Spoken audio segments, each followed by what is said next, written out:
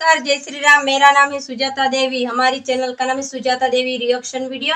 आज का वीडियो हम लेके आए गूगल के बाद अमेरिका पर भारत का एक्शन हो गया इतना करोड़ों का नुकसान। इसके बारे में दोस्तों वीडियो है। आप सब वीडियो के साथ हमारे बने रहना, लाइक करना, शेयर करना, चैनल को सब्सक्राइब करना। चलते हैं भारत ने आखिरकार अमेरिका को जवाब दे ही दिया। क्या बात है। जो अमेरिका इतने दिनों से भारत के ऊपर टैरिफ पर टैरिफ लगा रहा था, उसी पर भारत ने एक फैसले से पूरा अमेरिका हिला डाला। साथ ही भारत ने रूस और चीन की यात्रा करने का निर्णय किया, जिससे ट्रंप सरकार सोच में पड़ गई है। और वो कौन सा फैसला है जो भारत सरकार के लेते ही दुश्मन देश सोच में पड़ गए हैं।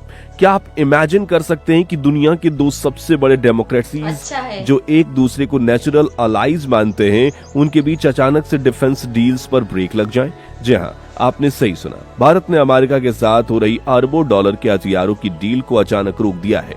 इस फैसले के पीछे क्या वजह है? इससे भारत का क्या बड़ा संदेश दुनिया को जा रहा है? इसका क्या अंजाम होगा?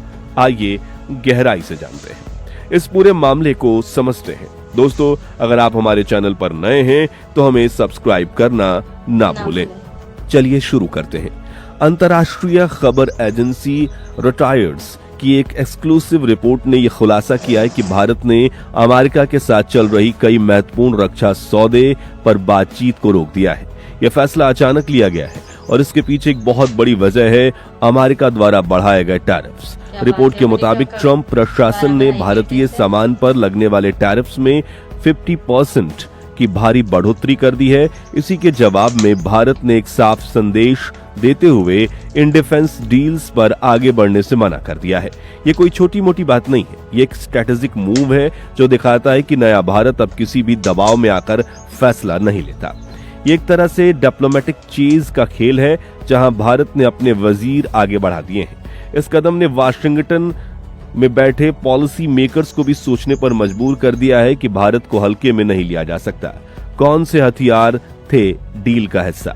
अब आप सोच रहे होंगे कि ये कौन सी डील्स थी जिन पर भारत ने रोक लगा दी है, तो चलिए आपको बताते हैं। इस लिस्ट में सबसे पहला और बड़ा नाम था स्ट्राइकर आर्म्ड कॉम्बैट व्हीकल्स का। ये advance 8 wheeled armed fighting vehicles है जो सेना को तेजी से बैटलफील्ड में मूव करने और सुरक्षा प्रदान करने में मदद करते हैं। इसके अलावा जेलविन एंटी टैंक गाइडेड मिसाइल की खरीद पर भी बात रुकी है।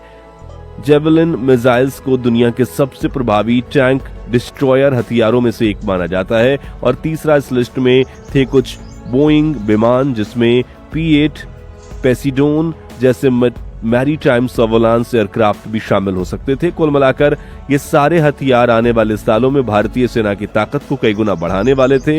इन डील्स का रुकना मिलिट्री प्लानिंग के लिहाज से गंभीर मामला है, लेकिन देश के सम्मान और आर्थिक हितों के आगे सरकार ने यह कठोर फैसला लेना जरूरी समझा है।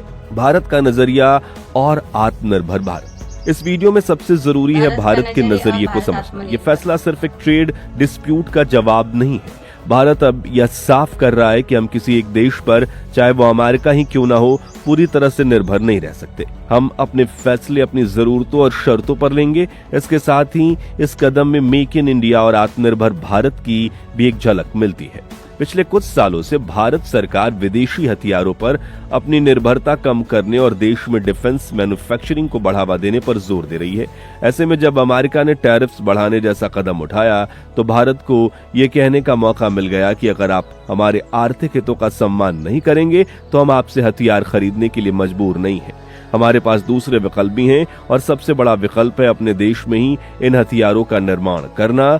यह कदम भारत की डिफेंस इंडस्ट्री के लिए एक बूस्टर शॉट की तरह काम कर सकता है और विदेशी कंपनियों को यह संदेश दे सकता है कि अगर आपको भारत के साथ बिजनेस करना है तो आपको मेक इन इंडिया के तहत यहां आकर टेक्नोलॉजी ट्रांसफर और मैन्युफैक्चरिंग करनी ही होगी। इस फैसले का भविष्य पर क्या असर पड़ेगा? अब सबसे बड़ा सवाल आगे क्या होगा? क्या भारत और अमेरिका के रिश्तों में दरार आ जाएगी? इसका जवाब है शायद नहीं। एक्सपर्ट्स का मानना है कि यह एक टेम्पररी पॉज है, एक प्रेशर टैक्टिक है। दोनों देश जानते हैं कि उन्हें एक दूसरे की जरूरत है, खासकर इंडो पैसिफिक रीजन में चीन के बढ़ते प्रभाव को संतुलित करने के लिए। यह भारत का एक तरीका है अमेरिका को यह बताने का कि ट्रेड और डिफेंस अलग अलग नहीं देखे जा सकते। अब आप एक तरफ हमारे प्रोडक्ट पर भारी टैरिफ लगाएं और दूसरी तरफ उम्मीद करें कि हम आपसे अरबों डॉलर के हथियार खरीदते रहेंगे, ये सब नहीं चलेगा। इस फैसले से अमेरिका पर दबाव बनेगा और वह अपने टैरिफ बढ़ाने के फैसले पर दोबारा विचार करेगा। हो सकता है कि बैक चैनल से यानी पर्दे के पीछे से दोनों देशों के बीच बातचीत का नया दौर शुरू हो। भारत ने यह साबित कर दिया है कि वह एक बराबर के पार्टनर के रूप में डील करना चाहता है, ना कि जूनियर पार्टनर के रूप में। इस पूरे घटनाक्रम का सबसे बड़ा टेक ओवर है कि भारत अब वर्ल्ड स्टेज पर अपने हितों की रक्षा करना सीख गया है, चाहे उसके लिए से अमेरिका जैसे पावरफुल देश के सामने ही क्यों ना खड़ा होना पड़े, या नए भारत के आत्मनिर्भर और कॉन्फिडेंट फॉरेन पॉलिसी का एक जीता जागता सबूत है। अब हर किसी के मन में सवाल ये है कि अब अमेरिकी प्रतिबंधों या टैरिफ की छाया मंडरा रही है, तब भी रशिया के कौन से शक्तिशाली रक्षा सिस्टम भारत के वेपन बिजनेस में अपनी जगह बना सकते हैं। सबसे पहले आइए चुनौती को समझते हैं। यूनाइटेड स्टेट्स का एक कानून है जिसे CAATSA कहा जाता है, यानी कि countering America's advisory through sanctions act. सरल शब्दों में ये कानून यूएस को किसी भी देश पर दंड लगाने की अनुमति देते हैं जो रशिया के साथ कोई बड़ा रक्षा सौदा करता है। हमने इसे तब एक बड़ी चर्चा का विषय बनते देखा जब भारत ने S-400 ट्रियम्फम एयर डिफेंस सिस्टम खरीदने का फैसला किया था। यह कूटनीतिक तनाव का एक बड़ा क्षण था। हालांकि अंततः यूएस ने भारत की सुरक्षा जरूरतों को समझा और एक छूट या एक रियायत दी। इस एक घटना ने भविष्य के लिए एक बहुत महत्वपूर्ण मिसाल कायम की। इसने दिखाया कि अमेरिकी कानून सख्त होते हुए भी भारत जैसे एक प्रमुख भागीदार के लिए समझ की गुंजाइश है। ये समझने के लिए कि भारत क्यों रशिया की ओर देखता रहता है, हमें इतिहास को देखना होगा। ये सिर्फ एक खरीदार विक्रेता का रिश्ता नहीं, ये गहरी रणनीतिक साझेदारी है जो समय की कसौटी पर खरी उतरी। दशकों तक जब भारत को महत्वपूर्ण सैन्य तकनीकों की जरूरत थी, तब रशिया उस समय का सोवियत संघ ही था जिसने बिना किसी शर्त के इसे प्रदान किया। हमारी आसमान की रक्षा करने वाले MiG-21 जेट्स से लेकर हमारी सेना की रीढ़ बने T-72 टैंक्स तक रूसी उपकरण भरोसेमंद और प्रभावी रहे। इससे भी महत्वपूर्ण बात यह है कि रशिया वो करने को तैयार रहा जो कई अन्य देश नहीं कर पाए। तकनीक साझा करना और भारत को इन प्रणालियों को अपनी ही धरती पर बनाने में मदद करना। Made in India Sukhoi 30 MKI fighter jet और विश्व प्रसिद्ध ब्रह्मोस मिसाइल इस सफल सहयोग के शानदार उदाहरण हैं। भारत के लिए ये सिर्फ हथियार खरीदना नहीं है, ये हमारी अपनी क्षमताओं का निर्माण करना है और आत्मनिर्भरता प्राप्त करना है। एक ऐसा लक्ष्य जिसे हम आत्मनिर्भर भारत कहते हैं। यही विश्वास और तकनीक साझा करने की इच्छा भारत रूस की रक्षा की कहानी की नींव है। तो इस विशेष संबंध को ध्यान में रखते हुए वो कौन सी अगली बड़ी चीजें हैं जो भारत की खरीदारी सूची में रशिया से ही हो सकती हैं। S-500 Prometey air defence system. अगर S-400 किला है तो S-500 इसका अभेद्य अगली पीढ़ी का अपग्रेड। माना जाता है कि यह सिस्टम इतना उन्नत है कि यह न केवल सैकड़ों किलोमीटर दूर से दुश्मन के स्लेथ जेट और मिसाइल्स को मार गिरा सकता है, बल्कि अंतरिक्ष के करीब के खतरों को भी रोक सकता है। दो चुनौतीपूर्ण पड़ोसी वाले देशों के लिए S-500 जैसी ढाल एक सर्वश्रेष्ठ रक्षा कवच होगी और S-400 के बाद यह एक तार्किक अगला कदम होगा। सुखोई Su-57 फेलोन एक 5th जनरेशन स्लेथ फाइटर दुनिया स्लेथ विमानों की ओर बढ़ रही है जो रडार के लिए लगभग अदृश्य होते हैं। Su-57 अमेरिकी F-35 का रूसी जवाब है। हालांकि भारत अपना खुद का उन्नत स्लेथ फाइटर AMCA विकसित कर रहा है, लेकिन भारतीय वायुसेना अपने बेड़े में आधुनिकीकरण में तेजी लाने और प्रौद्योगिकी का अध्ययन करने के लिए सीमित संख्या में Su-57 खरीदने पर विचार कर सकती है। इस उन्नत फाइटर के लिए एक सौदा निरंतर सहयोग का एक बहुत बड़ा योगदान और बयान होगा। नई परमाणु संचालित अटैक सबमरीन SSNS महासागर शक्ति का नया मोर्चा है। अपनी विशाल तटरेखा की रक्षा करने के लिए हिंद महासागर को सुरक्षित करने के लिए भारत को शांत शक्तिशाली पनडुब्बियों की आवश्यकता है। जो महीनों तक पानी के नीचे रह सकती हैं। भारत पहले भी अकूला क्लास की परमाणु पनडुब्बियां जैसे INS चक्र रूस से लीज पर ले चुका है। ये बहुत संभव है कि भारत अपने पानी के नीचे बेड़े को मजबूत करने के लिए रूस से परमाणु हमलावर पनडुब्बियों की एक नई अधिक उन्नत क्लास को लीज पर लेगा, सह विकसित भी करेगा।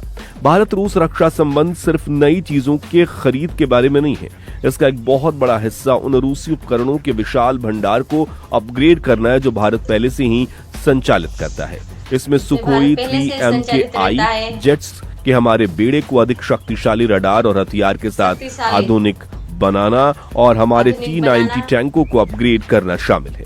इसके अलावा सबसे रोमांचक हिस्सा भविष्य की प्रौद्योगिकी का संयुक्त विकास हो सकता है।